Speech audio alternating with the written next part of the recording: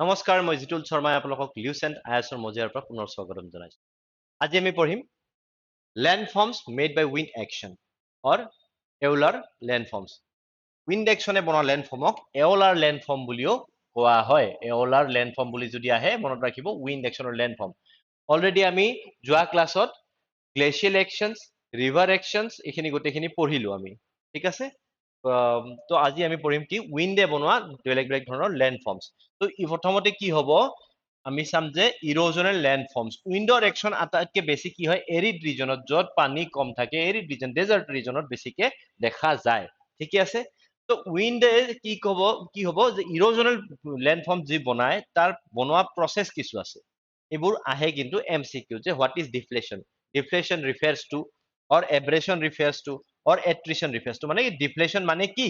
ডিফ্লেশ্যন মানে কি হৈছে removal, lifting and carrying away of dry dust particle by wind। মানে কি ডাষ্ট পাৰ্টিকল বোৰ যে যেতিয়া বতাহ আহে তেতিয়া কি হয় ডাষ্ট পাৰ্টিকল বোৰ যে ধূলিবোৰ যে উৰাই লৈ গুচি যায় তাকে ডিফ্লেশ্যন বুলি কোৱা হয়। যেতিয়া ডিফ্লেশ্যন হয় কেতিয়াবা কি হয় বেছিকে মৰুভূমি ৰিজনত দেখা যায় যে যদি তেনেকে ডিফ্লেশ্যন মানে বালি গোটেইখিনি উৰাই লৈ গুচি গ'ল তাতে কি পোৱা যায় ব্লো আউটছ পোৱা যায়।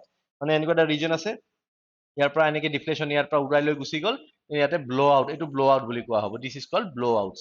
Okay, then abrasion. It refers to the process where wind loaded with sand grains erodes the rock by grinding against its walls। মানে কি ফৰ এক্সাম্পল এইটো এটা ৰক আছে, ঠিকে আছে। যেতিয়া উইণ্ড ব্লো কৰিব ইয়াৰ লগত কি থাকিব পাৰ্টিকলছ বোৰ গুচি যাব। পাৰ্টিকলছ বোৰ যেতিয়া ইয়াত ষ্ট্ৰাইক কৰিব তেতিয়া কি হ'ব ইয়াক ইৰোড কৰিব, কাটি দিব। ফাইনেলি কাটি কাটি কেনেকুৱা বনাই দিব এনেকুৱা বনাই দিব পাৰে। আমি পিছত চাম এইবোৰ ষ্ট্ৰাকচাৰ্ছ আমি তলত পাম। তো সেইটো কি বুলি কোৱা হয় এব্ৰেশ্যন। ওকে, দিছ প্ৰচেছ কি আৰু কি বুলি কোৱা হয় তাক চেণ্ড ব্লাষ্টিং। চেণ্ড ব্লাষ্টিং মানে চেণ্ডেৰে তাক ব্লাষ্ট কৰা হৈছে, মানে কি কাটি কাটি দিয়া হৈছে। Okay, this is called abrasion. Attrition মানে কি যে পাৰ্টিকলছ বোৰ যেতিয়া একেলগে ট্ৰেন্সপৰ্ট হৈ থাকিব তেতিয়া কি হ'ব চেণ্ড পাৰ্টিকল ইটোৱে সিটোৰ লগত খুন্দা খাই কি হ'ব এট্ৰিশ্যন হ'ব। মানে কি ইটোৱে সিটোৰ লগত খুন্দা খাই আৰু স্মলাৰ পাৰ্টিকলছ বনাব। পাৰ্টিকলছ বোৰ যেতিয়া উৰি থাকিব এনেকে উৰি থাকিব এই পাৰ্টিকলছ বোৰ এইটোৱে এইটোৰ লগত খুন্দা খাই আৰু কি হ'ব এইটো এইটোৰ লগত খুন্দা খাব, এনেকে খুন্দা খাই খাই কি হ'ব স্মল পাৰ্টিকলছ বনি গুচি যাব। This is called attrition. আমি কি পালো ডিফ্লেশ্যন। ডিফ্লেশ্যন মানে কি উৰাই লৈ গুচি যোৱা, ঠিকে আছে। দেন এব্ৰেশ্যন। এব্ৰেশ্যন মানে কি যে চেণ্ড পাৰ্টিকল যিখিনি উৰাই লৈ গুচি গৈছে সেইখিনি কি কৰিছে বেলেগ ৰক পাৰ্টিকলক কাটিছে। দেন উই গট এট্ৰিশ্যন, তাৰমানে কি ইটো পাৰ্টিকলে সেইটো পাৰ্টিকলক খুন্দা মাৰি আৰু সৰু সৰু কৰি দিছে, ঠিকে আছে। So these are the processes। এইকেইটা কি হৈছে প্ৰচেছ। এই প্ৰচেছ কেইটাৰে বেলেগ বেলেগ লেণ্ডফৰ্মছ ফৰ্ম কৰিব, ঠিকে আছে। Now we will see erosional features of the wind. প্ৰথমতে আমি কি পাইছো পেডিপ্লেন। পেডিপ্লেন মানে কি এটা হাই ৰিলিফ ষ্ট্ৰাকচাৰ আছিল ডিজাৰ্টত। Basically, is a high relief structures in desert formed by being reduced to low featureless plain by wind erosion। মানে কি যে যদি ডাঙৰ হাই ৰিলিফ ষ্ট্ৰাকচাৰ্ছ আছে তাক কি হৈছে তাক কাটি কাটি কি হৈছে তললৈকে একদম নমাই দিছে, সেইটো পেডিপ্লেন বনাই দিছে। মানে কি নমাই দিছে, সৰু কৰি দিছে। যদি হাই ৰিলিফ ষ্ট্ৰাকচাৰ্ছ আছিলে ডাঙৰ ডাঙৰ ষ্ট্ৰাকচাৰ্ছ আছিলে তাক কি কৰিছে ডাঙৰ ডাঙৰ ষ্ট্ৰাকচাৰ তাক গোটেই উইণ্ডে কাটি লাষ্টত প্লেইন বনাই দিছে। দেট ইজ কল্ড পেডিপ্লেন, ঠিকে আছে। and we will have other euler landforms like deflation hollows। অলপ আগতে মই ব্লো আউটৰ কথা ক'লো, যেতিয়া এনেকে হলো বনাই দিয়ে সেইটোকে ডিফ্লেশ্যন হলো বুলি কোৱা হয়। then we have here জুগেন্স। জুগেন্স বোৰ কেনেকুৱা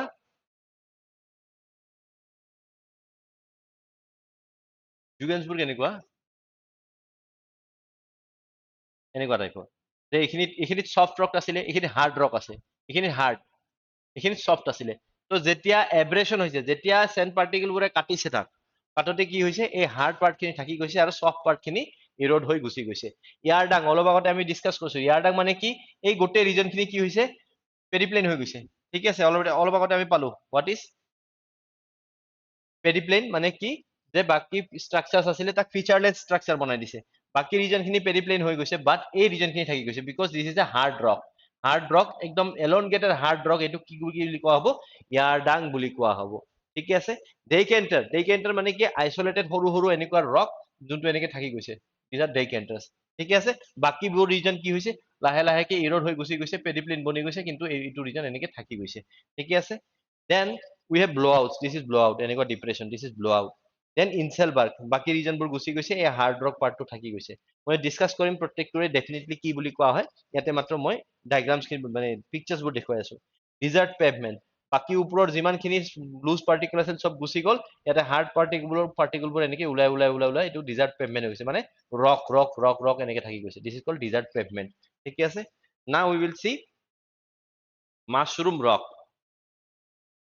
ৰক ইয়াতে কি হৈছে একদম সিম্পল বস্তু কি যে এই ৰিজনখিনি হাৰ্ড ৰিজন ঠিক আছে কি হল এই ৰিজনখিনি সফট ৰিজন তো বটা আহি এব্ৰেশন কৰি লাষ্টত এটা মাশৰুমৰ নিচিনা ষ্ট্ৰাকচাৰ এৰি দিছে বাকি গোটেইবোৰ গুচি গৈছে এইবিলাক সব পেৰিপ্লেন হৈ গৈছে এই ইয়াতে হাৰ্ড ষ্ট্ৰাকচাৰ যোনখিনি আছিল এইখিনি থাকি গৈছে মাত্ৰ এইখিনিক ইৰড কৰিব পৰা নাই and it is balance by this small region এই স্মল ৰিজনটোত বেলেন্স হৈ আছে ঠিক আছে দিছ ইজ মাশৰুম ৰক ঠিক আছে these are different mushroom rocks that is a jugen মানে কি উপৰৰ লেভেলটো যে উপৰৰ লেভেলটো একদম ফ্ল্যাট হৈ যায় উপৰৰ লেভেলটো ফ্ল্যাট হৈ যায় মই দেখুৱাই আছো ইনসেলবাৰ্গ also called monarch knot is an isolated hillock outcrop knob ridge or a small mountain that abruptly raises from a gentle slope inselberg already মই দেখুৱালো this is called inselberg মানে elongated hillock গোটেইখিনিত পুৰা ভাঙি দিছে কিন্তু এই elongated hillock হয় ডাঙৰ হিলকৰ নিচিনা হয় ৰক ষ্ট্ৰাকচাৰ এটা আছে হেতুকে ইনসেলবাৰ্গ বুলি কোৱা হয় then we'll go to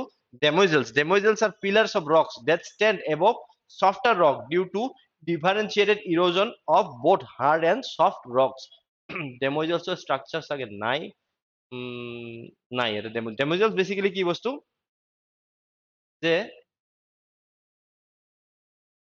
pillar ৰক্স মৰুভূমিত এনেকুৱা আছে তাতে এনেকুৱা ৰক্স আছে দিজ আৰ ডেমোজেলছ মানে কি বাকি সব গুচি গৈছে কিন্তু এই পিলাৰ ৰকবোৰ থাকি গৈছে ঠিক আছে দেন জুগেনছ আৰ কিয় টেবুল শেপ এৰিয়াছ জুগেনছ মানে কি এনেকুৱা ৰক এটা এনেকুৱা টেবুল শেপ এৰিয়া এটা এনেকে টাইপৰ আছে তো বাকি এইবিলাক সফট ৰিজন খিনি গোটেই ইৰোড হৈ গৈছে চাৰিওফালে but this hard region remains and this is called zeugen ঠিকে আছে yardangs are ridges of rock formed by wind parallel to the prevailing wind direction yardang or structures আছে this is yardang okay jugen এইটো this is jugen flat structures this is jugen this is ইয়াৰডাং এনেকুৱা ridge আছে যে this is called ইয়াৰডাং ঠিক আছে then we have wind bridges and windows মানে কি কেতিয়াবা এই ইয়াৰডাংবোৰ যে থাকিব এনেকে ইয়াৰডাংবোৰ যে থাকিব এনেকে লাইন কৰি এনেকে লাইন কৰি যে ইয়াৰডাংবোৰ থাকিব তো কেতিয়াবা কি হ'ব বতাহ লাগি ইয়াতে এনেকুৱা হোল এটা হৈ যাব আৰু এইফালেদি বতাহ সোমোৱা আৰম্ভ কৰি দিব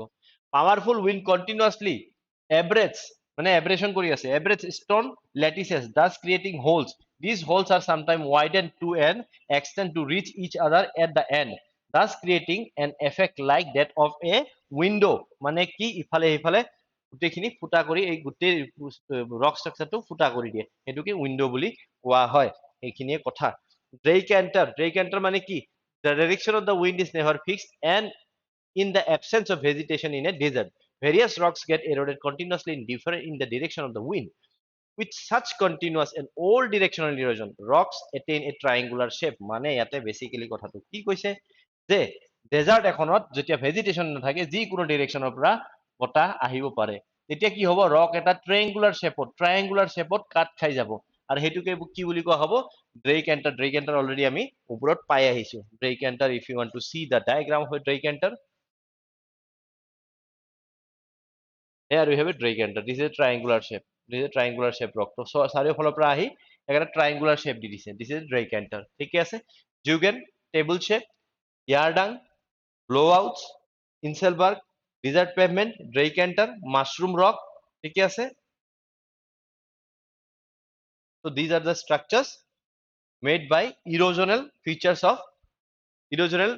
of what wind ঠিক আছে now we will see the depositional features deposition কৰিলে কি কি পোৱা যায় তাতে কি পাম আমি sand dunes পাম এটা sand dunes বোৰ কিহত ভাগ কৰা হৈছে Barkhans মানে কি crescent shaped dunes called barkhans with the point of wings directed away from the wind direction মানে কি simple বস্তু কি যে এটো যদি wind direction হয় তেতিয়ালে এই দুখন wing এটো এইফালে direction হ'ব এনেকুৱা হ'ব মানে এই দুটা end wind direction away মানে wind direction পৰা দূৰৰ ফালে যাব তো এটো এনেকে থাকিব তো বেসিক্যালি স্ট্ৰাকচাৰটো কেনেকুৱা হ'ব এনেকুৱা স্ট্ৰাকচাৰ হ'ব away from the direction of the wind মানে উইণ্ড ডিৰেকশ্যনৰ পৰা দূৰৰ ফালে গুচি যাব এনেকে দিস ইজ কল্ড বাৰখানছ টিউন ঠিক আছে now we will see parabolic dunes. Parabolic dunes are what? Dunes which formed when sandy surfaces are partially covered with vegetation. This means parabolic dunes are reversed barkhans with wind direction being the same. এতিয়া বস্তুটো মই দেখুৱাই দিছো এটো এই বস্তুটো কি হৈছে যে আমাৰ ডেজাৰ্টিফিকেশন এটা ওয়াৰ্ড আছে ডেজাৰ্টিফিকেশন আমি যেতিয়া এনভায়ৰনমেন্ট এন্ড ইকোলজি পঢ়িম হয়তো এটো আহিব ডেজাৰ্টিফিকেশন মানে কি ডেজাৰ্ট হৈ গৈ আছে আমাৰ ৰিজনবোৰ ডেজাৰ্ট হৈ গৈছে তাক সেভ কৰিবৰ কাৰণে কি কৰিছে আমাৰ যিবিলাক এৰাবিয়ান ডেজাৰ্টতো এইটো কাম কৰিছে কি কৰিছে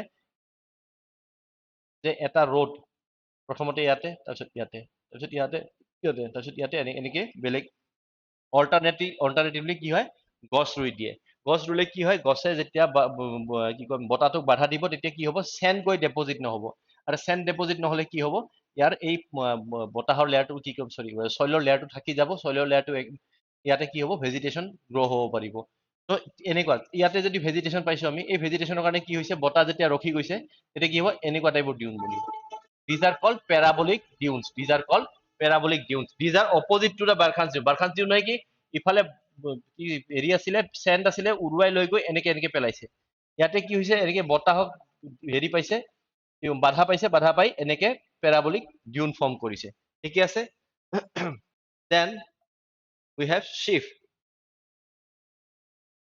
is similar to Barkhan's dune with a small difference. Sheaf has only one wing or point. This happens when there is a shift in the wind condition. The long wing of sheaf can grow very long and high. মানে কি এটা wing আছে মাত্ৰ sheaf মানে কি for example sheafৰ হয়তো ইয়াতে নাই নেকি sheafৰ নাই মানে কি হৈছে যে এটা wing থাকিব বাৰখানছৰ যেনেকৈ দুটা আছে আৰু এটা wing থাকিব for example এনেকুৱা হৈ গ'ল এনেকুৱা তো দুয়োফালৰ পৰা wind direction আহি গৈছে গতিকে এনেকুৱা হৈ গ'ল ঠিক আছে this is called sheaf. The next one is longitudinal dune এতিয়া কি আছে longitudinal dune কি হৈছে যে দুইফালৰ পৰা বতাহ আহিছে দুইফালৰ পৰা বতাহ আহি কি এনেকুৱা দীঘল ডিউন বনাইছে these are called longitudinal dunes ঠিক আছে now we have transverse dune এইফালে এনেকে বতাহ বলিছে কিন্তু কি হৈছে এনেকে উল্টা ফালে এনেকে ডেপোজিট হৈ গৈছে these are called transverse dune star like dune কি হ'ব তিনটা ডিৰেকশ্যনৰ পৰা বতাহ আহি আছে তিনটা ডিৰেকশ্যনৰ পৰা বতাহ আহি কি হৈছে star like condition এনেকুৱা star like condition ক্ৰিয়েট কৰিছে নে star ক্ৰিয়েট কৰিছে these are called star like dunes ঠিক আছে The wind moving from multiple directions give rise to dunes with multiple ridges meeting at a point of convergence of the wind, giving it a star-like appearance called star dunes. When sand is plenty, quite often the regular shaped dunes coalesces and loses their individual character. Most of these dunes in the desert shift and a few of them will get stabilized, especially near human habitation. Such deposition may be harmful, causing siltation and desertification of agricultural and residential regions. মানে কি যে যেতিয়া ডিউনবোৰ move কৰি থাকে তেতিয়া কি হ'ব কেতিয়াবা হয়তো বাৰখানছ ডিউন বা ট্ৰেন্সভাৰ্স ডিউন কোনবা নহয় কোনবা এটা ডিউন এটা আনটোৰ লগত লগ লাগি নিজৰ অৰিজিনেল শেপটো মানে লুজ কৰি বেলেগ এটা ফৰ্ম কৰি ল'ব পাৰে তাৰ লগতে কি হৈছে হিউমেন হেবিটেশনৰ ওচৰত যেতিয়া পাৰ্মানেন্টলি ডিউনছবোৰ ফৰ্ম হয় তেতিয়া কি হয় বতাহে কি কৰে এই কি কম সেন্ড পাৰ্টিকলছবোৰ লৈ গৈ ডেপোজিট কৰে ক'ত এগ্ৰিকালচাৰেল লেণ্ডত ডেপোজিট কৰে সেইটোকে কি কোৱা হয় চিলটেশনৰ পিছত কি হ'ব ডিজাৰ্টিফিকেশন হ'ব এগ্ৰিকালচাৰ কৰিব নোৱাৰিব গতিকে তাৰ পৰা আমাৰ কি হয় বহুত এগ্ৰিকালচাৰত ক্ষতি হয় তো এইখিনি আছিলে আমাৰ ল্যান্ড ফৰ্মছৰ বিষয় নেক্সট ক্লাছৰ পৰা আমি ইণ্ডিয়ান ফিজিওগ্ৰাফি আৰম্ভ কৰিম আৰু ইণ্ডিয়ান জিওগ্ৰাফি আমি ষ্টাডি কৰিম আশা কৰোঁ আপোনালোকৰ বাবে ক্লাছটি ফ্ৰুটফুল আছিলে ক্লাছ জইন কৰাৰ বাবে ধন্যবাদ গুড বাই